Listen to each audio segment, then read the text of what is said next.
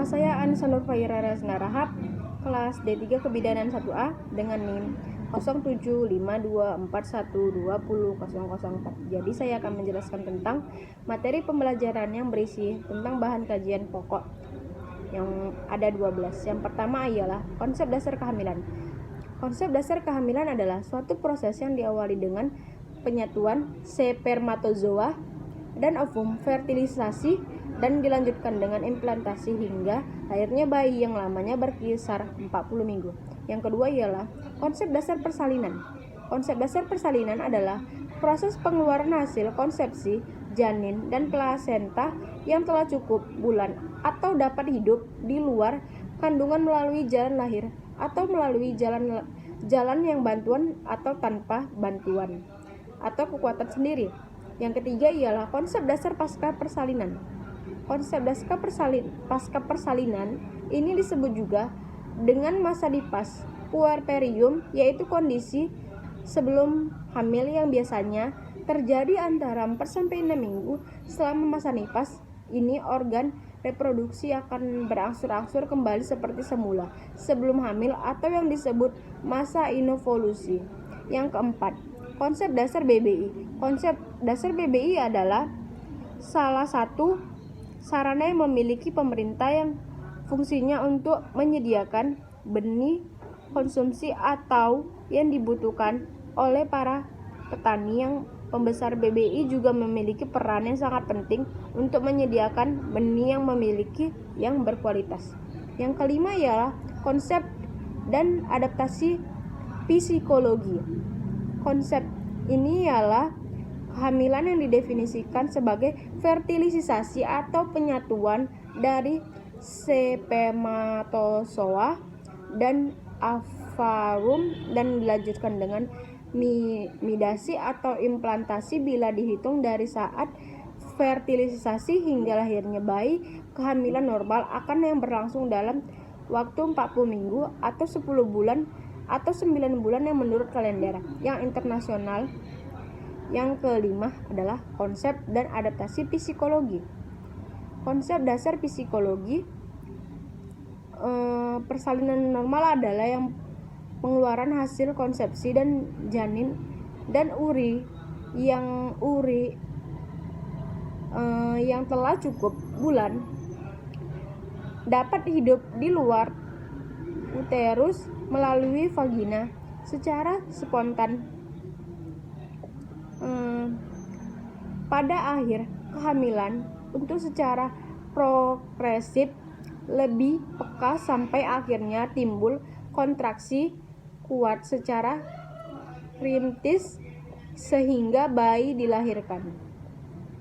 Yang keenam, perubahan dan adaptasi psikologi.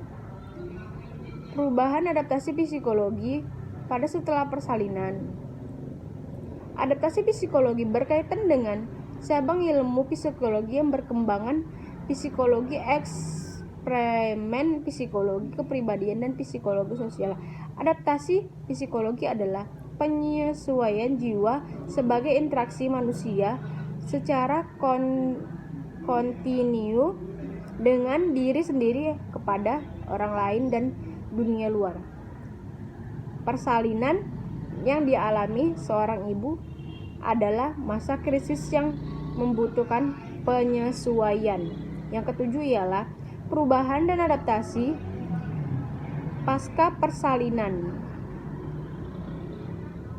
Perubahan dan adaptasi pasca persalinan ialah adaptasi perubahan, salah satu penyertaan penting bagi terciptanya kesehatan jiwa atau mental individu, dan adaptasi perubahan pertahanan yang dibawa sejak lahir yang diperoleh dari hasil belajar yang berpengalaman.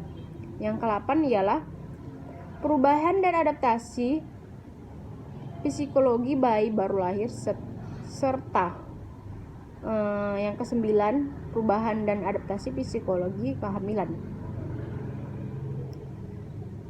Yang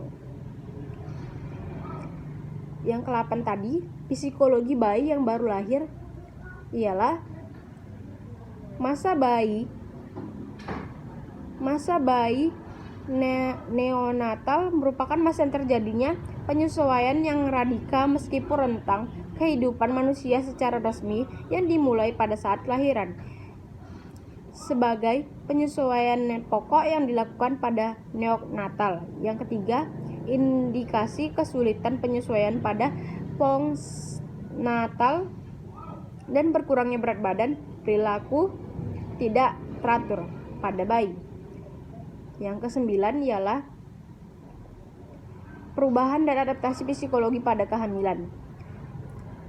Perubahan psikologi pada kehamilan atau ibu hamil ada 8. Yang pertama, sering buang air kecil, rasa tidak nyaman atau nyeri di perut.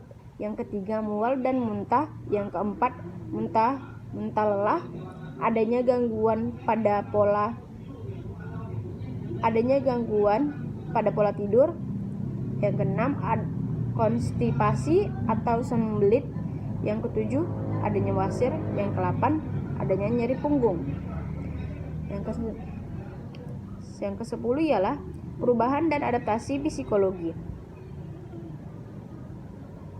Perubahan adaptasi psikologi ialah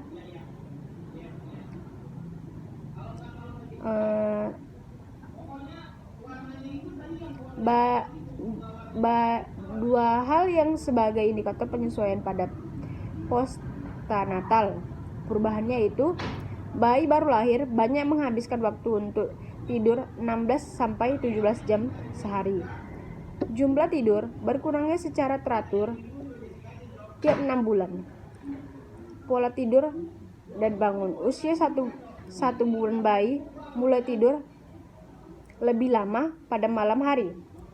Yang 4 bulan mendekati seperti orang dewasa.